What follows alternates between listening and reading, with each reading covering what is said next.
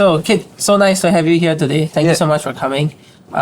So maybe we can start with like, what's your background and what does your company do? Forte Biotech. Yeah, no, thanks for having me here. I think it was quite cool because Temon reached out on the LinkedIn. Nothing better to do on a Friday. But no, I'm happy to be here and to share a little more. I think it's important to give back. So Forte Biotech is actually a startup that spun out from NUS, and we work with farmers to help them with their risk management through an easy-to-use on-site PCR system. So to come up to think of it, it's a bit like you know how you buy shares and then you have a stop loss. We are basically that biological stop loss for farmers. So we started off in 2021, worked with farmers all around Southeast Asia to develop this product, and then finally launched it last year. And we are lucky enough along the way to have got some recognition, good customers, and yeah, we've still managed to survive past 3 years. Actually, we just celebrated our 4th birthday. Oh, that's It's really nice. Yeah. So and hopefully more birthdays to come lah. Of course. But then how do you land into like this idea in a sense? Were you from the industry or you read about it and then you need to like kind of get into the industry? I think it's about by accident lah. Because my uncle is a farmer. So he farms shrimp, he farms crayfish, and quite a fair bit of other stuff. So he comes from a generation where there was still Chinese schools, so he's Chinese educated. His English is not the best. So very often he would, when I was studying in NUS, I did life science. So he would just send me papers like, hey, what does this mean? And I'll say, okay, this means don't add chlorine to your crop, you know, if not you kill everything. I'm like, and he's like, yeah, of course I know. I'm like, yeah, then okay, whatever. So I think it was a very, so I sort of started working with him and started understanding what he needs lah, because, you know, family, we help each other out. So I just always find out more. And I think in 2019, what we realized is that I've got a friend who's a loan shark, who was a loan shark in Vietnam. Okay. That's a juicy story. Yeah, he was because he left the business lah. But anyway, he lent a lot of money to farmers. And then we realized that, hey, if you lend money to farmers, right, how you know your money is coming back? Because you've got disease, everything's going to wipe out. And so that was the genesis of the idea that eventually became Forte Biotech. If we are able to identify risk, manage risk, and calculate risk, then it makes a lot more sense to provide financing, which is important for SMEs. My parents run an SME, right? And from, I think, around 30,000 to 40,000 of seed capital from their own savings, they've managed to build up a decent company, right? And a lot of that was through clever use of financing, which a business, a distribution business, for example, like what they run, is able to do. But not many farms can do that, so we felt that there was a unmet need. So we started Forte Biotech, but there are, you know, the path sort of deviates here and there, and I think we are at our current iteration where we are basically an animal health company that helps tell farmers and other animal health companies what's going on. Right. Then in that case, right, since it sounds like there has been like quite a bit of changes throughout like the life of Forte Biotech. So maybe we dive into like at the start and like what has happened throughout the whole steps, like more in detail. I think at the start we really wanted to do it like e-fishery. Because it was great success. Okay. Yeah, but as we started to go into the industry, started making more friends, and we started doing our own math. We started to realize that such an industry may not work in Vietnam because we started out in Vietnam. And the way that we thought we could be is, oh my god, we could just replicate the e-fishery model in Vietnam. You know, lend money, get money back, and all that. Basically just use money to farm money for lack of a better word. But we did our math and realized that was untenable. But we realized that since e-fishery was such a roaring success, a lot of VCs jump on the hype train and say, hey, you must do exactly like that. And we all know how that turned out. Yeah. Right. I think there are warning signs that the industry could see. But sometimes when you are being scammed, you like to believe that you're not being scammed. Because no one likes to think that they are being cheated. So I think what we realized is that the unmet need is for disease surveillance. So that's where we pivoted towards. I just came back from a conference in Calgary where we met many of the world's experts in animal health and animal diagnostics. And I think there's a very big problem. So for example, in Africa, in Ghana specifically, if a pig drops dead in the middle of the rural areas, it may take up to 3 weeks before they find out what's going on. Right? 3 weeks. Yeah, 3 weeks to send the sample down to the capital. Goodness. And by the time you get it in, it may be rotten already because it's also a tropical climate. And I think in this day and age with climate change and a lot of zoonotic diseases, right, coming, animal health and human health are getting more and more closely related. So I think our fundraising strategy is now about, and business strategy is about scaring people into thinking they're going to die of pandemics. But I don't know if that is really scaring them because we are really, really just like one bat away from it. Yeah. Right? It's hard to tell. It's hard to tell. I mean, the COVID narrative played quite well into it, I guess. In some sense, Forte Biotech is a COVID baby. Yeah. We are formed. Our incorporation date is 9 June 2021. Oh, yeah. So we're literally a COVID baby. Oh, okay. Then in that case, right, since it's like you are playing on like the since the fear of like pandemics coming from animals, right? Then is that how you in a sense started this whole thing where like you approach like your currently clients, like the farmers and everything? No, for farmers it's very simple. It's about business. Right? Let's say I have a business that produces something to sell, right? Yes. So farms are basically that. I buy the hatchlings, I buy the feed, and then we eventually grow these animals big and then we sell it. So anything that causes my animals to die halfway is an impact on my cost of goods sold. Oh, that's true. It's an impact on my future revenue. So what we are saying is that, okay, with our system, you reduce the amount of losses that you have and you increase your upside, your revenue. Right, so if you find out you've got disease early, you treat it early. Right, So like reduce the drop rate and exactly. I mean, like human health, right? If you realize you got cancer early, it's easy to treat. If you only realize stage 3, stage 4, then a bit harder to cure. Especially when it spreads, right? Then it kills the other animals as well. Exactly. So it can wipe out the whole thing, actually. The entire effort can like just go down to zero. Exactly, and that's what we see many times, my own family included. Right, so that's why I think a lot of if I will put it that way, farming shrimp is a bit like the crypto of farming. You either make a lot or you lose a lot. But we are starting to see that happen to others, whether it's poultry. So I just came back from Melbourne also. Melbourne has a shortage of eggs now because there's an avian flu outbreak there. And people are just rushing to stockpile. Oh my goodness. So they've killed about 1 million plus chickens. And that's a big problem. Right?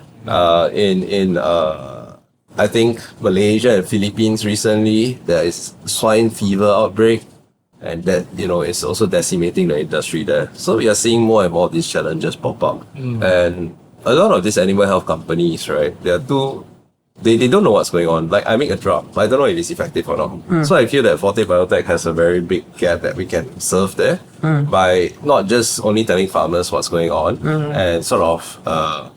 We also allow the animal health companies and the feed mills to know what's going on. So that way what we do is we become a bridge between the two of them. And using all this data that we have, whether it's from the farmer's side or the SOPs that the manufacturers have, the feed mills and the animal health companies have, we're actually able to combine this together and give an AI co-pilot. You're just talking earlier how we all don't have time to do a lot of stuff. Farmers are the same. So if we can provide a co-pilot to say that, if your pig is not eating very well, maybe you should feed them this. My company sells this product, you try this product in this dosage and your pig may get better. If your pig doesn't get better, then you tell me again, I tell you what to do. So if we automate this process and draw on all this literature and research that has already been done, I think productivity will increase quite a fair bit. And that's like, it's also a good thing about it is like the more you do it, the more data you have, right? Then your prediction eventually gets better down the road. Actually, let me tell you about something. Like I had this like company before, like all this podcast business and everything. We used to call it Tech. It's so like humans have a unique fingerprint, right? These livestock have a unique nose print, as you know. So it's like you can identify a human from fingerprint. You can identify a cow by the nose print. But in the industry, we use ear tags. So you ear tag the cow and everything. The problem with that is that it gets lost. It's not tamper-proof. If you're an insurance company, right, people like to insure their cattle, especially like in Japan and other places, because it can be very expensive. This insurance company have no way of knowing that is this the cow that I insured. It's a very funny problem. So I was working on like creating like this computer vision back then when, less people were talking about NLP and more people were talking about computer vision, that you can click the picture of the nose and then it kind of identifies whether this is the cow that you insured. That's really interesting. I heard this company recently, which pretty much also works with cows, but it prevents things like mastitis. So when you milk the cow, right, you have to use a different towel. So it basically use the image processing to see if your workers are changing the towels between use. Oh, that's so smart. Yeah. And I think that's where a lot of agri-tech should go. What we are looking at is at trying to optimize the production, right? Instead of trying to come into the value chain and say, hey, we want to disrupt everything. Because agri-tech is, if you want to look at the value chain disruption side of things, it's not a fundamentally VC investable business. Why not? Because for the simple fact that shrimp, which is a very fast growing crop, takes 3 months to grow. I once pitched to a VC, then say, why are you not increasing your rates? You should double your customers every 3 months. We said, it doesn't make sense. The shrimp takes 3 months to grow. So I take 3 months to convince the customer to become my advocate, right? To recommend it. So if you want me to grow, I have to build a relationship out and I have to build a trust. Agri-tech is about trust, dude. Yes. Right. And about getting a big corporate guys, because they are very big established corporate guys. So a lot of VCs like to jump on hype sometimes. And some of them will then go in and take whatever they've done well in the past, like maybe B2B SaaS or B2C, right? They take that model and try and fit it into agri-tech. But we forget that these are living things that have a certain limit to things, right? Your B2B SaaS and your B2C may not have an organic limit, but we are literally talking about living things here growing, right? And I think this is the main difference. There are already in this part of the world very established value chains. To disrupt this would need monumental amounts of capital. I mean, just look at some of the conglomerates here, CP Group, right? Your Jabfas, right? Your Chinese feed mills.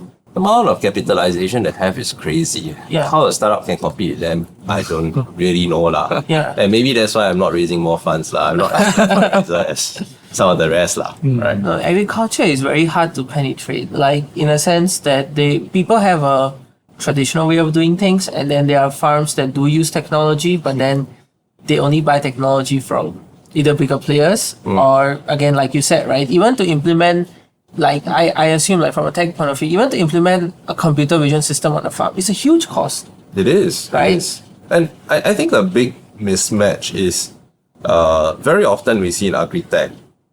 Okay, imagine like Christian Horner, right, just got sacked by Red Bull. Imagine he comes out and say, hey, I'm going to design a car that is great for Uber and Grab. How do you think that will work out? Not very well. And that's the problem that we have in agri-tech. Right? We need tractors. We don't need a Ferrari. And I think that's what we realize, because I come from the tractor background, right? I look at the things out there suitable for my uncle, for example. And I look at them and I'm like, hey, go calling lah, this one cannot. Right? And I think that was the whole idea behind it. Because growing up in an SME background, you learn to realize that it's not that SMEs are not wanting to adopt technology, but it must be technology that fits into a system. My own family business also had one of these problems. We went to buy a $20,000 stock management system because government had grant and all that. Cannot implement. So it's just a $8,000 white elephant now. Right? And I think this is a lot of problems, especially when a lot of B2B technology companies or even agri-tech companies come to Southeast Asia. They will face these problems if they don't know how to localize or build from ground up. And I think that's what also contributes a bit to Forte Biotech's early success because we know the language, we know what people care about, we know what people are worried about. And if you are able to play on those, I wouldn't say play on those, but really understand and work on those, right? Then that gives us an advantage. I think you come from a very unique background where you both had the experience in the SME and you're also building a tech solution for, in a sense, more tailored to these SMEs. So how was it when you in a sense you did maybe your MVP, for example, when you approach your first potential client, in a sense, how did it go? maybe like share a bit of like, like what are the things that you took into consideration, especially like with your experiences? I think I'm very lucky. So I when I studied, I just did as low requirement as I can lah. Because I was working for my parents at that time, and then I graduated. Busy man. Yeah, and I was lucky enough that I had a friend who participated in the NUS Overseas College. So she asked me to come and join her final project lah, just for the fun of it. So then we pitched the loan shark idea. The initial one.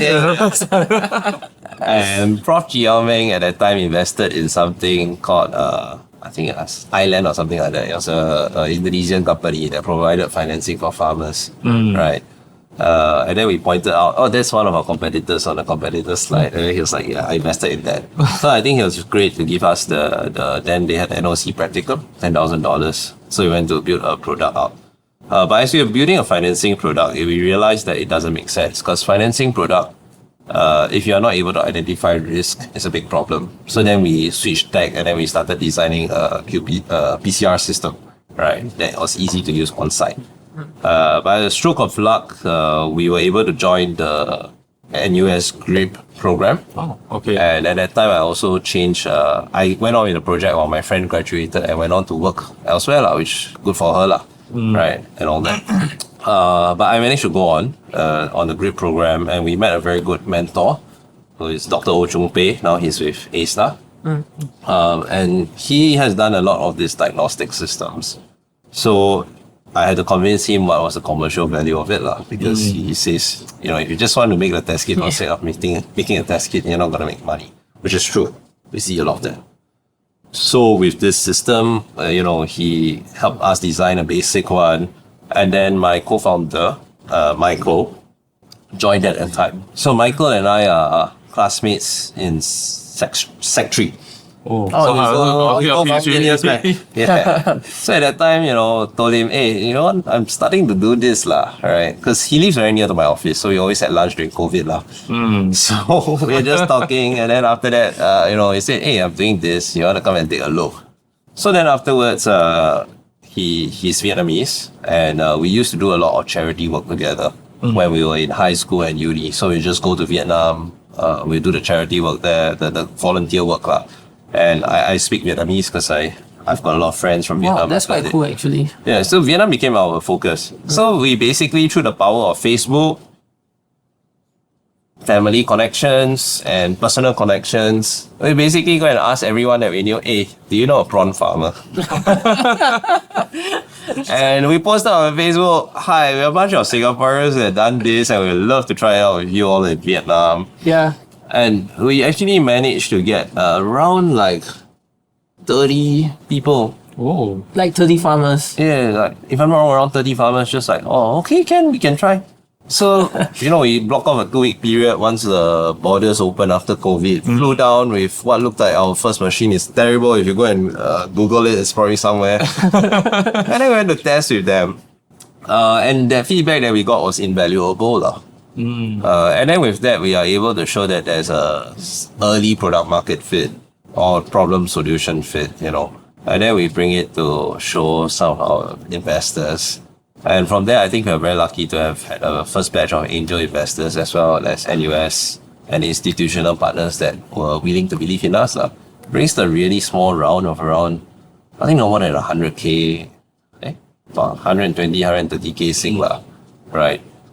And then from there, we built a better prototype. We hired more people who know what they are doing. And then afterwards, we raised another round, right? And then we managed to survive on grants money and all that until now. So I think that was the whole journey in building a first proof of value. We need something that works. And the thing is, for us, we have a very high demand from our customers in terms of the product specs. It has to work 100% of the time because you are basically the insurance.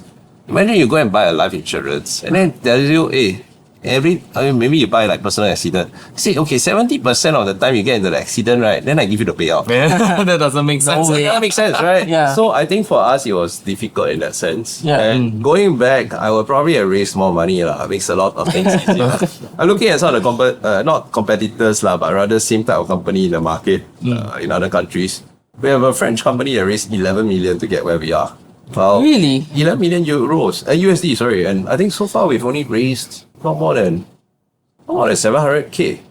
That's Right. quite efficient. Like that's a win. Efficient but painful lah. Yeah, but I mean the reward and what I feel most happy about it is, when I visit my customers. I just came back from Thailand. Where I was in Surat Thani visiting our customers, and a lot of them are satisfied. They say, "Oh, thanks for coming down. We had a cock up. You're here to help us fix it. That's great." They are able to see that we are sincere and that our product works. And I think a lot of it is about communicating with your customers and being as honest as you can lah. Because these guys are able to smell bullshit, right? And that's something that we need to be about. Because I think a lot of startup culture is just, we just say that we can do. Yeah. Then that's when very people true. give us money, then we go and figure out how to do it. Yeah. We cannot play the same there, because any moment that they feel that you are not able to tell, you don't know what you're doing, right? Yeah. They are going to makan you already. So they're quite strict on I it. think this is something that we learn to demand from ourselves. One of our early customers was Qianhu. Okay. So KK over there, one of their guys is a great mentor, because he told me this. I said, maybe it's positive. He said, what do you mean it's maybe? And I think that was a very early lesson for me lah. That I'm glad I know KK, and every time I meet KK nowadays, I thank him for that. Like, thank you for reading me the Riot Act lah. It really helps us develop, and it really helps shape the company mindset and philosophy. Like, we really want to get things done well. We don't want a No mediocrity, half- basically. half- Yeah. job lah. Yeah.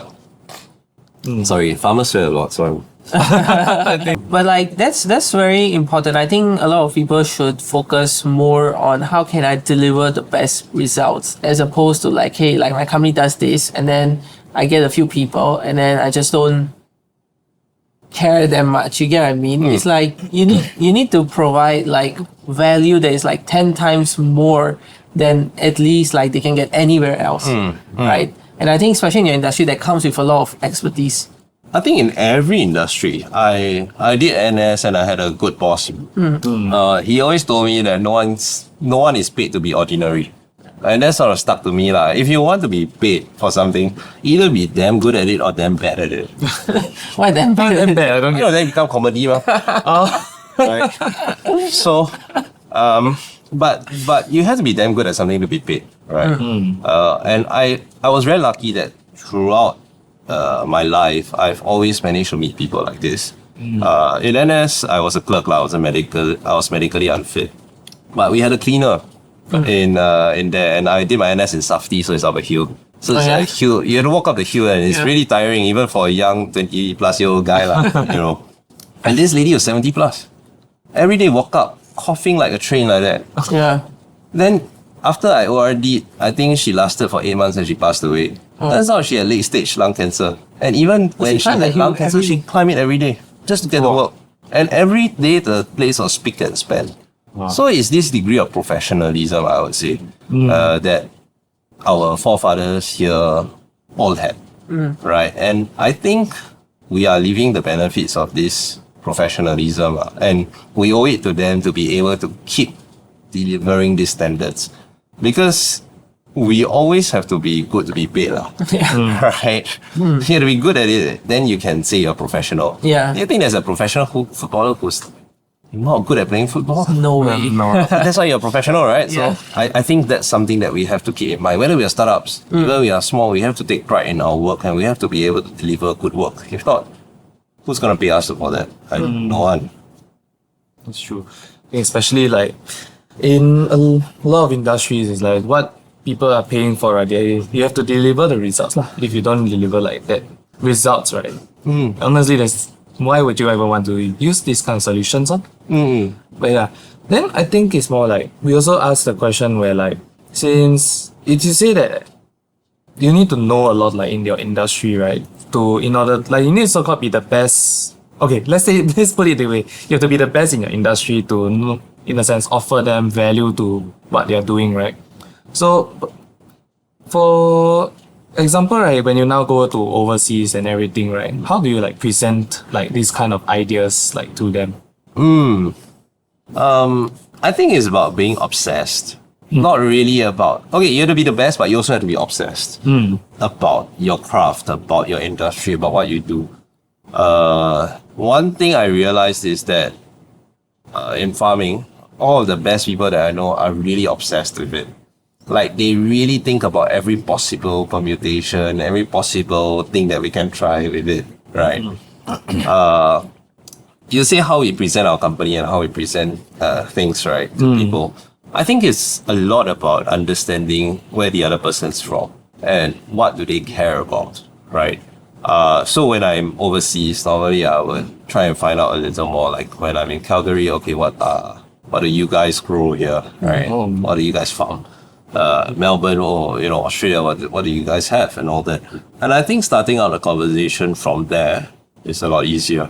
So once you know the other guy, so I see you farm cattle, right? Oh, okay, Ken, we know how to build a conversation around that. Oh, you've got problems with mastitis. Oh, okay, we are a company based out of Southeast Asia. We do this. We give you this core results. Because everyone likes the same thing, cheap, fast, better.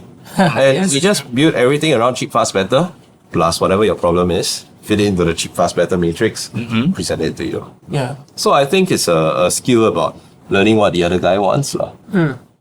I have this bad habit. I don't know if it's a bad habit or a good habit. But every time I talk to someone not from Singapore, I tend to accent switch, so I end up picking up. No, it's not just you, it's everyone. No, my team thinks it's terribly racist. It's like, stop doing that. Really happy to meet you. And So you switch to a more Western accent or? no, it depends. If I'm speaking to Japanese, then You've got a bit of a Japanese accent. oh yeah, no, sorry, we're not gonna cover that.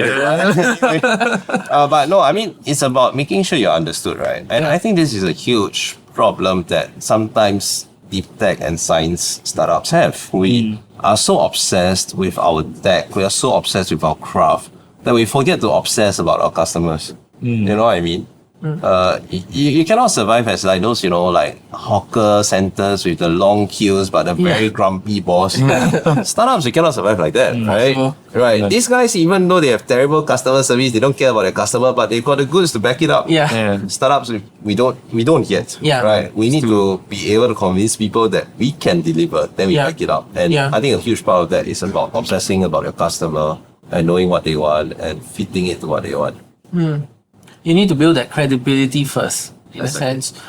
So actually then, I'm not too sure, like in a sense that your product is relatively high, it's quite high tech, right? Does it go like a teaching process or like you need to like run like workshops or something to teach farmers how to use it? So that's a whole process, like that's part of the onboarding process. Yeah. And I think that's where also our sort of thesis changed lah. At first, coming out, we want to be very idealistic. Oh, you're going to change all the smallholder farmers. You're going to make life easy for all of them. But there's a limit to that. Right. And I felt that our product is a lot better received by corporates or large farmers.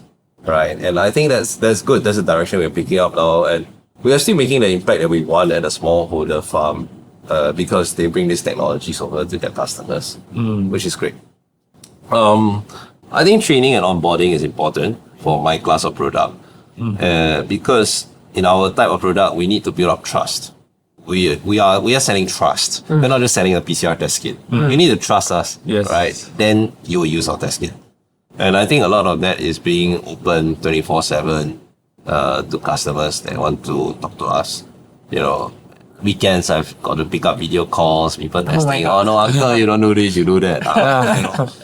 In Thailand, basically some of them, they don't speak English, so go down there alone using ChatGPT or Google Translate to try and convey the message.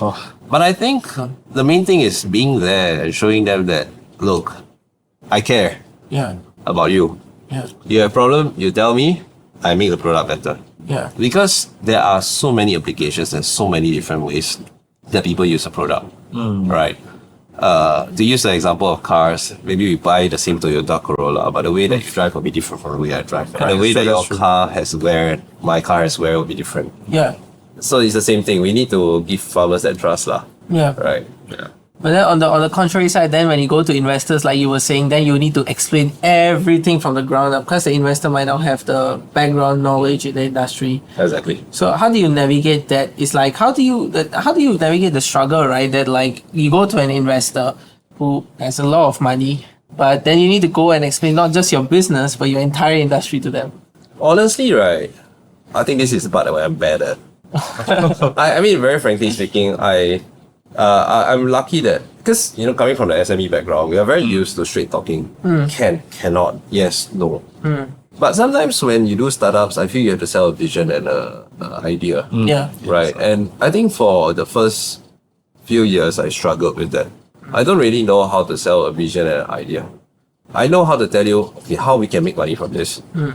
But I can't tell you that, oh, we're gonna change the world, man. Like how does it become $1 billion company? You know? Yeah, 100 million ARR. Yeah. I struggle with that part sometimes.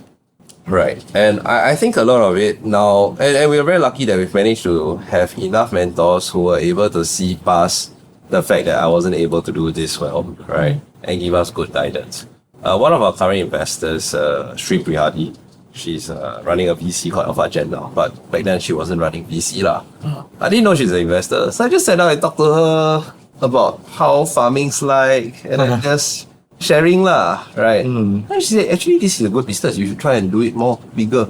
I said, yeah, boo, but saya tidak duit lah. Right? I don't have money. Then after that, yeah, but I have. Oh, okay, stop. So I feel a lot of times it's about being able to present where the business case is. Yeah. How big the business case is. Yeah. And being able to relate again to your customer, in this sense, your investor. I was very lucky to be able to join Thrive. There was this accelerator in Melbourne and all that. And I think for them, a lot of we met very good mentors, such as this guy Nathan Gold from LA. So he's a pitch coach, and he's really putting us through how you want to pitch, how you want to present, how you want to frame it. I started watching baseball recently, and a lot about baseball is how the pitcher, the guy that throws the ball, has to work together with the catcher. So the catcher needs to put it within a certain frame. And I feel that a lot of what we are doing now is to try and make sure that we put the ball within the frame. Yeah. So the VC can catch it there. Yeah. It's not literally, right? It's their bokyo lah, catch no ball. Yes. Right? So that's our work now. If we need to put the ball this side, then we have to put it here, the VC can understand. If we put it all the way there, Yeah. And then The difficulty of maneuvering to even try to catch what you're getting. exactly. So I think this is something that I'm continuously trying to improve myself at. There's a nice area that you have to always consider. Exactly. Yeah, but then now also we can move on to the next section, right? Where I think your company is in a very special position where almost near the start, right, you already have to, in a sense, expand globally. Like a lot of startups that we have been talking to so far, right? They usually start off with a home base, or in this case will be Singapore, and then they expand overseas. But in your case, maybe I think it was completely different. Right? You all had to immediately start off overseas. Yeah. So do people have farms in Singapore? Yes, we actually work with the Singapore Agro Food Enterprise Federation to provide support to the shrimp farmers in Singapore. Yeah. If I'm not wrong, there are around 5-6 of them. And I think we're quite close to them. We're familiar with them. Yeah. We buy shrimp from them to actually grow in our own office. Oh, that's so we have cool. Shrimp to test. So that's what we do with them. So we do have farmers, and I think you're right. Since the start, we had to look very internationally. And if you look at the makeup of our team now, we basically have 2 half Malaysian, half Singaporeans, 1 Indonesian, 1 Vietnamese, and 1 Filipina. wow, that's a very diverse. So that's our team. Right? It's a very diverse team. And they're all remote or? No, they're all in Singapore. Okay, they're so all in So we're all here, and we are all PRs. But anyway, I'm Singaporean lah. But so we are all residents here. But it's a very diverse team, and that allows us to then understand what each country and each culture is going for. ASEAN has we are currently in, I think, 5, 6 ASEAN markets, and every one of them have their own culture and their own mindset and their own thoughts. Not even that lah. Let's say Vietnam alone. If you talk to someone from the north, middle, and south, everyone has their own mindset also. Oh, Right. Oh my god, how do you navigate that? yes. So it's about understanding what people want lah and what people fears. I think going back, everyone has very basic needs, fears, and thoughts. The whole Maslow hierarchy of needs. If you are able to then sort of understand where people are coming from or understand where the culture is, then it's a lot easier to present it to people. I give an example. People in the north of Vietnam are known to be very frugal. And a lot of people from the north side actually come to the south to start farms, right? So talking to a farmer that comes from the north of Vietnam will mean that we have to sell the value and the savings because they're frugal. Talking to people from the middle, we have to tell them it doesn't add much trouble to them and it helps them save money because that's what they care about. The middle of Vietnam has a lot of natural disasters. So they are always very concerned about, okay, what happens if things, explode, go wrong. Yeah. And at the south of Vietnam, people tend to have a much better natural environment, so people are very lucky. People don't really care so much about saving. People care more about how much they can earn. So then our pitch has to change. Yeah. We help you earn more. Yeah. So I think it's about understanding this in every market. I feel sometimes this is self-criticism of Singaporeans. We sometimes go to other countries and we have this very prideful mindset, right? But I do feel that there's a lot that can be learned from being humble, understanding, and learning. Right, I learned so much from all our customers. Right, the ones in Philippines, the ones in Thailand, the ones in Vietnam. Vietnam, there's a guy who's a IT engineer. He made some money, retired, started prawn farming. Takes all his IoT and IT knowledge into prawn farming. Oh, that's quite cool. Yeah, so I mean, that's the diversity, and I don't think working in the region is hard because everyone has the same. It's the same. We all eat rice, right? No one eats stone, right? For breakfast. So it's about trying to build that common ground and understanding where everyone's coming from. Yeah, because it's actually quite interesting to even hear that even in Vietnam, for example, like it's already divided so like distinctly. That's one thing we don't see in Singapore, right? We assume that when we go to Vietnam, there's a Vietnamese culture, right? We don't think that, because Singapore is small, so there's a Singaporean culture. Then you go to Vietnam, then it's divided by region. Or like any other country you go to, in a sense like Asia, Southeast Asia, you see that if it's big, the culture is different. The way you pitch is different. So that's a good thing that I didn't think about it that way. That even in one country, you need to tailor the pitch, basically. I mean, for my dad, I used to work in Pasar Malams lah. So I'm very used to seeing people, sort of seeing where they come from and trying to say what they want to hear. Yeah. Right. Oh. So I think that's a skill that people need to pick up. Because communications is something we all need, whatever job, whatever industry we are doing. That's very true. Yeah, I think we move on to the next section.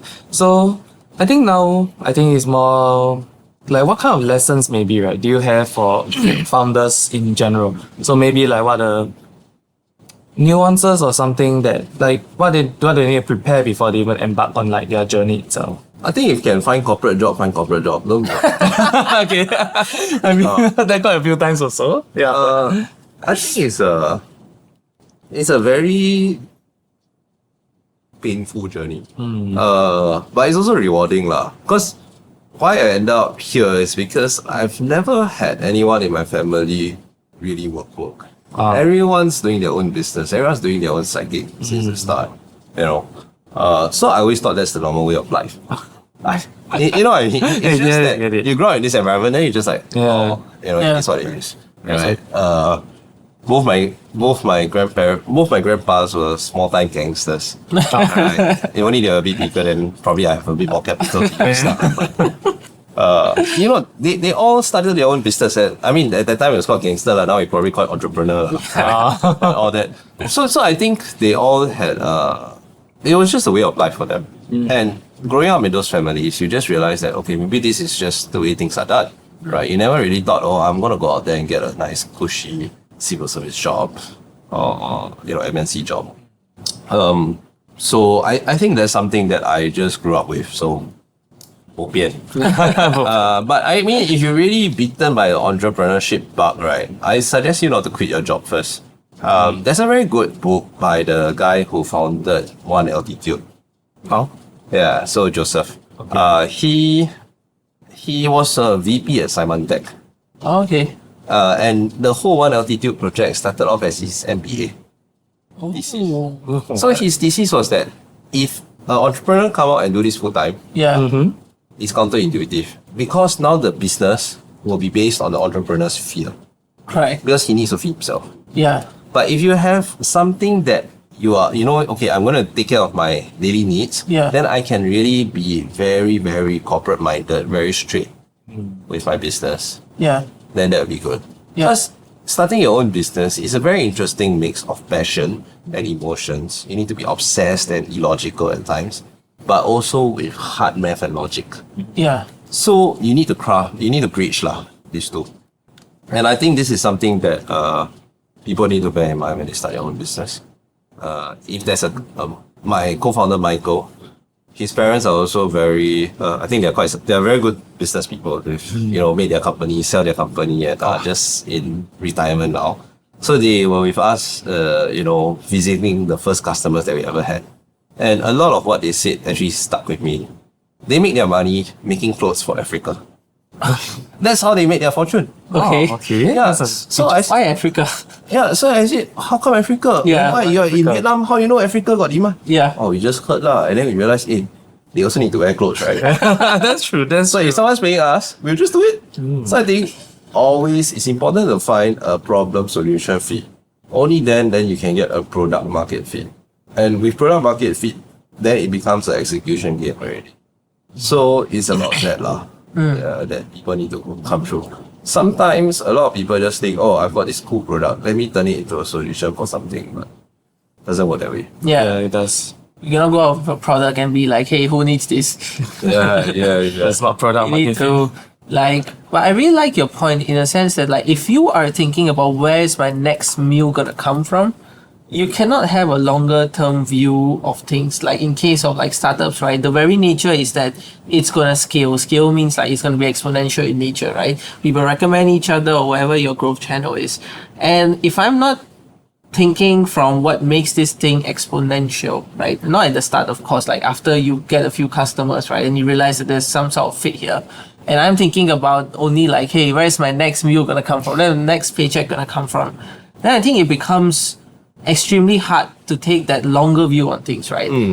And so that's actually very true that take care of your needs first and then have extra time to think about, hey, what can I really do that can benefit someone? I think then you can talk about company. Exactly. It's a very good point. Exactly. I think, but of course there are needs lah. I think one more thing that Joseph, the One Altitude guy, says is you need people to take care of the business as if it's their own child. So it's finding partners, staff, colleagues that have the same mindset. Yeah. So as far as possible, the people that I want in my team are people who will care for it like their own baby. You don't need to tell mom or dad hey, you need to go and change diapers. People will just walk past, see the diaper is soiled, and then you change it. And I think that's a very important lesson that I took from Joseph's book about things. And I think that's something that sticks with me. I want to find people who care for it like it's their baby. Yeah. But of course, I also mindful that we have to treat our people well. My grandma used to run a provision shop. Yeah. And she always tell me you have to treat people like your hands and legs. Yeah. And I take the same view because I am the stupidest person in the company. All my guys are more brilliant than me. I have to take care of them. That's good, right? You only work with people who are smarter than you. That's the smartest thing to do. I think it's good lah. Yeah. My team is great. I'm very thankful for that. Oh, that's a nice story. Yeah, that I think we can go on for one more question. So is there any failures, right, or any mistakes, in a sense? Where do you want to start? Okay, so let's put it this way: which is the one biggest one, or the one that you're the proudest of? That change the trajectory or what the way that you did something. I think biggest mistake and proudest mistake different lah. Biggest mistake is not raising enough money. I should raise more money when I can. So always think, scared, no lah, just raise lah. Go and raise lah. That's the biggest mistake. Proudest mistake I don't know I still feel I'm very Asian I'm not really proud of it. But I think the mistakes that we make that I feel like any mistake that we make and we learn from is a good mistake lah, in that sense. So we are very lucky to have customers that are quite understanding, and then they say, hey, this is a mistake. As long as we show that we are humble enough to and we care enough to actually go down and say, hey, I'm sorry, I messed up. Let me see how I can do this better. I think that's always good. I made a mistake once of doing a pitch too close to a flight. So my flight was delayed. I went to a pitch. And then, because the internet was bad at the airport, right? Yeah. I, you do Zoom, right? Then you end up talking over each other. And then afterwards, so we never heard back from them lah. Then I had a friend who was at a certain VC. They went through the record and said, oh, this founder is uncoachable, keeps interrupting you when you talk. Oh, that is... So if But it was the anything, Zoom, it was the Zoom, network. but Yeah. okay lah, whatever lah. You know, if you got fate, you got fate. You got destiny, you got destiny. You no fate, no destiny, then you just shake hands. Right. And I think that's a lesson lah. Plan your time well lah. Get help where you need, and just don't be paiseh lah. I always like to say that we just have to be very thick-skinned because we got no pride when we become entrepreneurs. So if you're a prideful person, don't be an entrepreneur. I can vouch for that. Yeah, for sure. Not gonna work out. Right. Okay, then I think we will start to wrap up the podcast for today. So now we'll go on to like the next section, which is the quick fire questions. So basically, I'll be asking you a few questions and just answer what's the first thing that comes to your mind. Right. Okay, so what is one tool that you cannot live without as a founder? ChatGPT. ChatGPT. Is there any reasons why, like, I think it's quite recent also, right? Yeah, and I think it's exponentially helped me in my work. I load up my whole data room in ChatGPT. I can craft investor emails in seconds. I actually learned this from Wan Sing of Hatch. She taught me this hack because I went on an exchange program with her recently last year, and then I saw what she's doing. Oh, I'm crafting in the investor introduction. Oh, so fast just took that idea on board lah. But of course it's a tool, and you must use tools with wisdom lah. Yeah. Right. And I think a lot of people are now overly dependent on it. They don't really have the critical thinking. So I would say you need to know your stuff first before you can use ChatGPT to help you streamline your work lah. Yeah, that's an interesting thing because AI makes your life easier, but it's not fully 100% like reliable. A recent study came out, they put people into the ECG machine. Oh, the MIT one. Ask them do ChatGPT and write essay. The one that used the ChatGPT, the brain work less. Yeah. So that's something we have to be aware about lah. I think there's gonna be a huge problem in future. Even I feel like sometimes I feel like when I need to write email now, it's 10 times harder as I used to when I used to write email without ChatGPT. I cannot start with a blank paper anymore. Exactly. So there's one way that I try and keep my mind sharp. Yeah. And that's with growing my own shrimp. It's funny, right? The AI will never be able to help you as much, right? Yeah. Yeah. You still have to do it. Yeah. You still have to rely on certain factors. Yeah. Doing your own chores. The dish washing, right? You wash the dish, you actually use your brain one. Yeah. It's something that's surprising to me. I hate chores, but now I appreciate my chores. Just keep the mind sharp. Me keep the mind sharp, right? Okay. Alright, then moving on to the next question, right? What is the weirdest or funniest message like a farmer or potential investor had ever sent you? Definitely have something already. Later but yeah, no, let's just say they're very passionate and very personable people lah. And sometimes what a corporate conversation here, it crosses from corporate to personal lah. And I think this is something that we're all okay with because we have to remember that in different cultures, different people behave differently. So that's something we need to be aware of. Right. Then the next question is, pitch Forte Biotech in 5 words without using any buzzwords. This one's a bit of a challenge. Test early, earn money. That's okay. There you go. You did it. It's not bad. No, but before you go, I got one more question since I feel like you have a very good answer for it. What's the one book you suggest for founders? Wow. One book. I would suggest reading Joseph's book. I think it's called Our Entrepreneurship or something like that. I cannot remember the title. But I do feel that you will either agree with him or you will disagree with him. But either way, you will then form a view that then shapes the way that you run your business. I think that's a book that really makes me think about the way I look at things. So whether you agree or disagree with him, I feel there's a benefit to that. Perfect. I think that's the one that I'll try then. Yeah. Alright, then let's wrap up the podcast. So, how can people follow your journey and learn more about like your company and like what's the upcoming in the future? Just go to LinkedIn lah. Yeah, we post on LinkedIn. I was joking with my friends that now my LinkedIn become like my Insta. Then I just post that. But yeah, just go to LinkedIn, Forte Biotech or Yong. Yeah, just go and see lah.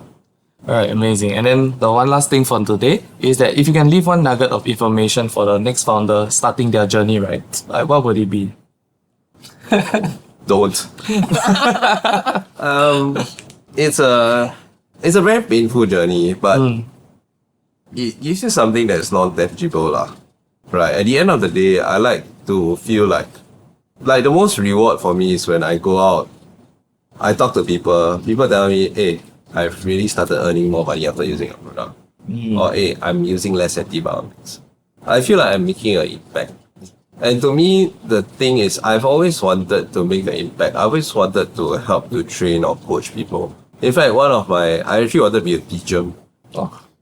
After finishing my, go and study be a teacher after NS lah. But I think I saw how civil service is like and I just... But I mean, I do enjoy the coaching aspect of it. And I think if you want to be an entrepreneur, you also have to be a very good coach. Because this is part of the job lah. We are but one brain, two hand, two leg. We need to have more brain, more hand, more leg lah. Yeah. That's very true. That's very nice. Okay. Alright, then thank you so much for coming today. Hey, thanks for having me. Yeah, I think it was a very nice conversation. Yeah. Okay. Alright.